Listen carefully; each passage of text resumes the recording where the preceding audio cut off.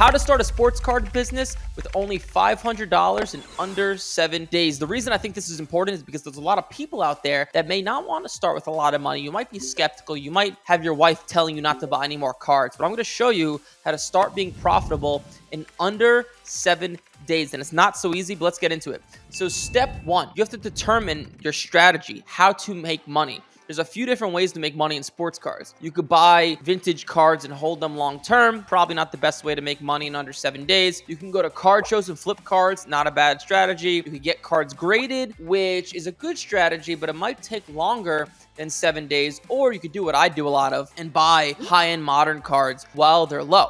And then while they're graded, while they're low, buy them in the off season and sell them as you get closer to the season. So what is the best strategy to make money if you want to start to profit in 7 days? In my opinion, the best one would be going to a bigger card show. And a lot of times you could just buy a card for $100 and go to another dealer and flip it for $140. Very easy, very common, but it's a lot easier to do that if you're at a bigger card show. Some of the bigger card shows are in Dallas and Chicago, places like that. So it's not reasonable for everybody. But what is reasonable for everybody is grading, because you could just buy the cards online. Now, I know the next thing you're probably thinking to yourself is, wait a second, grading takes way longer than 7 days. It does. But so what you would need to do is you can't use PSA. PSA is the main grading company. If you guys don't know, it's where you make the most amount of money if your card grades a 10. However, it takes a month, 2 months, 3 months, depending on the service level you use. So the strategy would be get cards graded by either SGC or CSG. These grading companies you can get your cards back in 3 to 7 business days a lot of the time. So you could buy a card today, get it in the mail,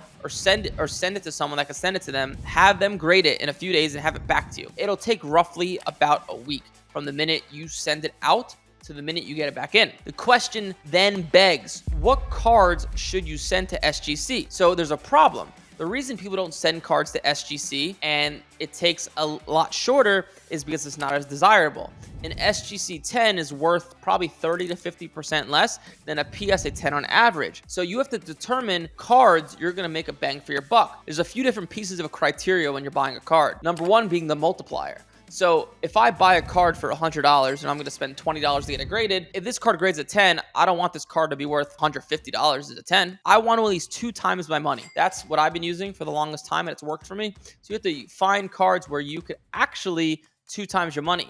Now on Market Movers, which is a pretty solid resource, what you can do is go over to the intelligence report section and you could filter by raw to SGC 10 and see what cards you can actually make at least double your money on as an SGC 10. So that's number one. Number two, you want to be going over the timing, right? You don't want to be buying things while they're super hot or while the season just starts, because most guys go down once the season starts because most guys don't perform up to expectations. It's just kind of how sports cards works in general. So you want to be buying at the right time. Also, you only want to be buying newer cards, right? If we're going to be buying cards to get graded, you don't want to buy a card from 2015 because chances are it's changed hands 7 times. It's probably been tried to be graded before. Stick to newer cards, only 2025, 2024.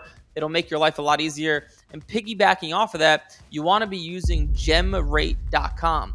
Gemrate.com will let you look at a card and it'll tell you how hard it is to get an SGC 10 or a PSA 10. So if you're sending a card to SGC and only 12% of these cards get an SGC 10, even though you could maybe make 5, 6, 7 times your money, you'd rather buy a card that gets 50% SGC 10s, or you could triple your money. The math will work a lot more in your favor in the long run. Also, when you're first starting a sports card business, you're probably not skilled enough to buy a card that only grades 10% of the time and actually get a high grade, because those cards get damaged easier. They have a lot more things wrong with them. Okay, so to give you an example of this, I actually have one. So right now, while I'm speaking, a 2023 Lamine Yamal, who's a soccer player, if you guys don't know, Aqua Prism Refractor. You can buy this card for today, as I speak, for $60. And an SGC 10, while I'm speaking right now, the last sale did $178. Great card to buy. It's only $60. It fits into your $500 budget. And the goal, you want to be buying cards like this multiple times a week and,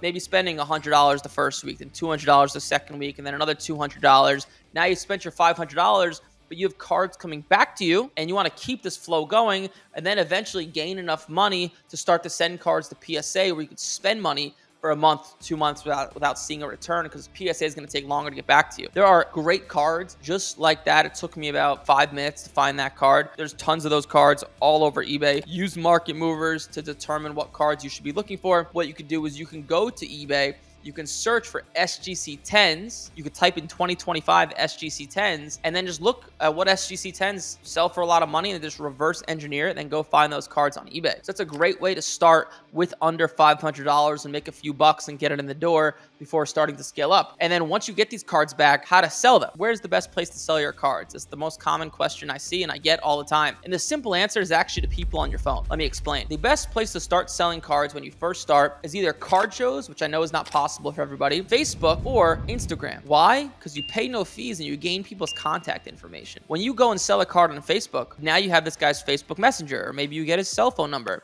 And in the future, when you have more cards to sell, if you were able to do a deal with somebody once, chances are you could do a deal with them again and save their contact information in a spreadsheet. So when you get cards back in the future, you can message this person and ask them, hey, do you want these cards? And because you've built up trust, a lot of time they'll just send you straight cash via Venmo or Zelle. And instead of selling a card on eBay where if you auction it, you don't know what you're going to get, you're going to pay about a 13% fee, you can sell it to someone where they'll pay you 95%, which is great for them because they save money and you save money as well. So since you're cutting out the middleman, eBay in this instance, both of you guys win. So that is the simple way to start a sports card business in under 7 days with under $500. Hopefully this makes sense. I'll drop a free PDF down below this video so you can see what I'm talking about in step-by-step format. Like, comment, subscribe. I'll see you folks in the next one.